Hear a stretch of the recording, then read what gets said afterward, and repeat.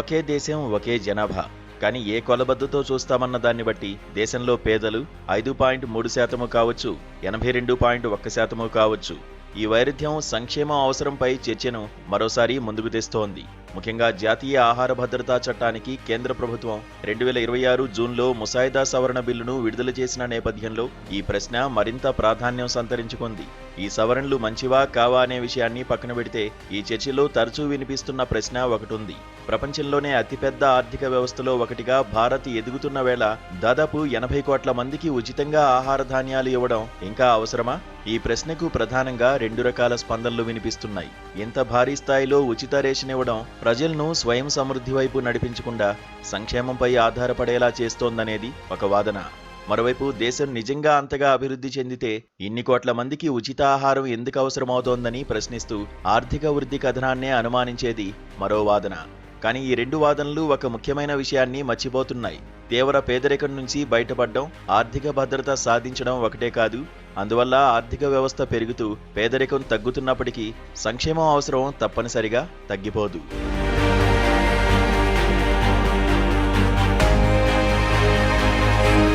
గత 2 దశాబ్దాల్లో భారత ఆర్థిక వ్యవస్థ గణనీయంగా పెరిగిందన్నది వాస్తవం. అదే సమయంలో పేదరికం కూడా భారీగా తగ్గింది. ప్రపంచ బ్యాంక్ 2025 జూన్లో విడుదల చేసిన అంచనాల ప్రకారం రోజుకు $3 పేదరిక రేఖను ప్రమాణంగా తీసుకుంటే 2011-12లో 27.1%గా ఉన్న తీవ్రమైన పేదరికం 2022-23 నాటికి 5.3%కి తగ్గింది. కానీ కథ అక్కడితో పూర్తి కాదు. పేదరికం తగ్గడం వేరు, ఆర్థిక భద్రత వేరు. పేదరికాన్ని కొలిచేందుకు ప్రపంచవ్యాప్తంగా ఒకే ప్రమాణాన్ని ప్రపంచ బ్యాంక్ ఉపయోగించదు.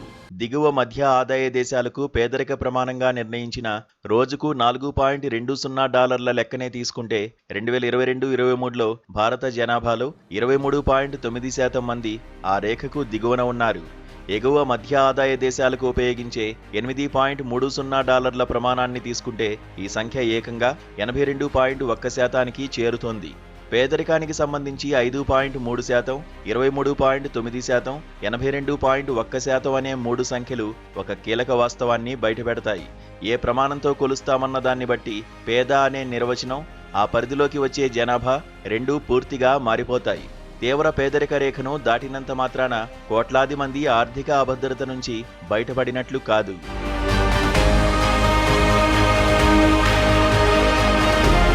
ప్రముఖ రాజకీయ ఆర్థికవేత్త, భారతీయ వ్యవహారాలపై నిపుణుడు ప్రొఫెసర్ డియోగో మయోరానో కూడా ఇదే అంశాన్ని ప్రస్తావిస్తారు. తీవ్ర పేదరికం నుంచి బయటపడినప్పటికీ భారత జనాభాలో పెద్ద భాగం పేదరికానికి కొద్దిగా ఎగువన మాత్రమే జీవిస్తోందని, అనారోగ్యం, పంట నష్టం లేదా ఆదాయంలో అకస్మాత్తుగా వచ్చే దెబ్బలు వారిని మళ్లీ పేదరికంలోకి నెట్టగలవని ఆయన ఒక పరిశోధనా పత్రంలో పేర్కొన్నారు. ఒక కుటుంబం అధికారికంగా దారిద్ర్య రేఖకు పైన ఉండవచ్చు, ఇంట్లో మోటార్ సైకిల్, స్మార్ట్ ఫోన్ ఉండవచ్చు, పిల్లలను ప్రైవేట్ పాఠశాలలకు పంపుతుండవచ్చు. బయటకు చూస్తే అది మధ్యతరగతి కుటుంబంలా కనిపించవచ్చు. కానీ ఆ కుటుంబంలో తీవ్రమైన అనారోగ్యం, ఉద్యోగం పోవడం లేదా పంట నష్టం సంభవిస్తే ఒక్క సంఘటనే చిన్న పొదుపును తుడిచిపెట్టి అప్పుల్లోకి నెట్టి ఉన్న కొద్దిపాటి ఆస్తులు అమ్ముకునేలా చేసి ఆ కుటుంబాన్ని మళ్లీ పేదరికంలోకి తోసేయవచ్చు. అందుకే పేదరికం తగ్గడం వేరు, ఆర్థిక భద్రత సాధించడం వేరు.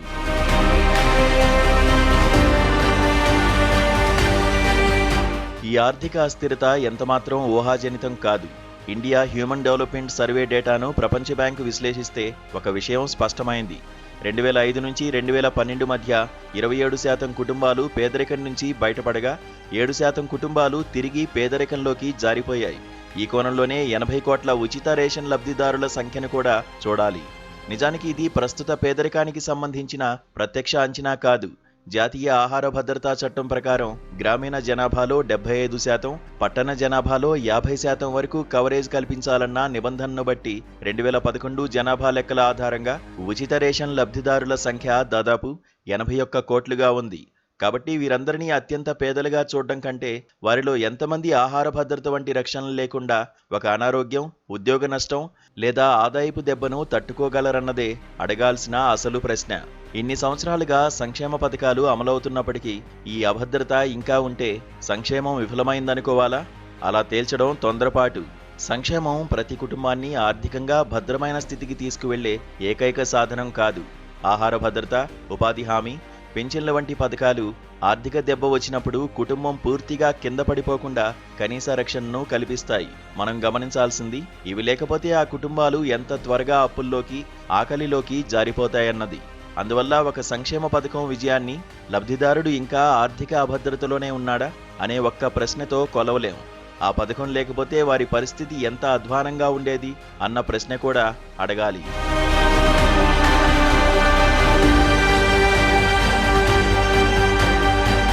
దీర్ఘకాలిక ఆర్థిక భద్రతకు స్థిరమైన ఉపాధి, తగిన ఆదాయం, అందుబాటులో వైద్యం, విద్య వంటి అంశాలు అవసరమే. సంక్షేమం వాటికి పూర్తి స్థాయి ప్రత్యామ్నాయం కాదు. కానీ ఆ స్థాయి భద్రత అందరికీ అందేంత వరకు సామాజిక రక్షణ ఒక కీలకమైన ఆధారంగా ఉంటుంది. మరి సంక్షేమంపై మనం నిజంగానే అధికంగా ఖర్చు చేస్తున్నామా? సంక్షేమ పథకాల పరిధి విస్తృతంగా ఉండడం వల్ల దేశ సంపదలో అసాధారణంగా పెద్ద భాగాన్ని వాటికే ఖర్చు చేస్తున్నామనే అభిప్రాయం ఉంది. అయితే ఆర్థికవేత్త రీతికా ఖేరా కేంద్ర ప్రభుత్వం అమలు చేస్తున్న 10 ప్రధాన సంక్షేమ పథకాలపై గత 2 దశాబ్దాల వ్యయాన్ని పరిశీలించారు. వారి లెక్కల ప్రకారం ఒక్క కోవిడ్ సంవత్సరంలో మాత్రమే ఈ పథకాల మొత్తం వ్యయం జీడీపీలో 3% దాటింది. 2023-24లో జీడీపీలో వీటి వాటా దాదాపు 2 దశాబ్దాల క్రితం ఉన్న స్థాయికి పెద్దగా భిన్నంగా లేదు. ఈ పరిశీలన కొన్ని ప్రధానమైన పథకాలకే పరిమితమైనప్పటికీ ఒక ముఖ్యమైన ప్రశ్నను లేవనెత్తుతోంది. విస్తృత కవరేజ్ ఉన్నంత మాత్రాన మనం నిజంగా అధికంగా ఖర్చు చేస్తున్నట్టా?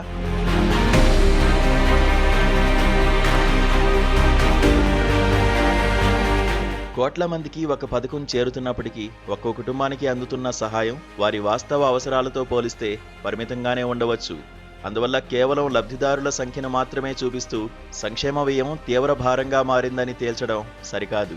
దేశ ఆర్థిక సామర్థ్యంతో పోలిస్తే ఎంత ఖర్చు చేస్తున్నాం, ఆ ఖర్చు కుటుంబాలకు ఎంతవరకు ఆర్థిక రక్షణ కల్పిస్తోంది అన్నవే అసలైన ప్రశ్నలు. చిన్న ఆర్థిక దెబ్బలకే కుటుంబాలు మళ్లీ పేదరికంలోకి జారే ప్రమాదం ఉన్నప్పుడు సంక్షేమాన్ని తగ్గించడం సరికాదు. కేవలం రేషన్ పంపిణీకే పరిమితం కాకుండా నాణ్యమైన ఉచిత వైద్యం, విస్తృత సామాజిక భద్రత వంటి వ్యవస్థలను అందించాలి. లబ్ధిదారుల సంఖ్య కంటే రక్షణ నాణ్యతను పెంచడమే ముఖ్యం. అందుకే సంక్షేమంపై చర్చ కేవలం సంఖ్యల చుట్టూ మాత్రమే తిరగకూడదు. ఆర్థిక వ్యవస్థ విస్తరిస్తున్న కొద్దీ పెరుగుతున్న ఆ సంపదలో కొంత భాగాన్ని పౌరుల ఆర్థిక భద్రత కోసం కేటాయించడం సహజమైన తదుపరి అడుగు కావాలి. బహుశా అసలు ప్రశ్న ఇంకా సంక్షేమం ఎందుకు అన్నది కాదు. ఆర్థికంగా బలపడుతున్న భారత్ పెరుగుతున్న సంపదను తన పౌరుల ఆర్థిక భద్రతగా ఎంతవరకు మార్చుకోగలుగుతోంది అన్నదే అసలు ప్రశ్న.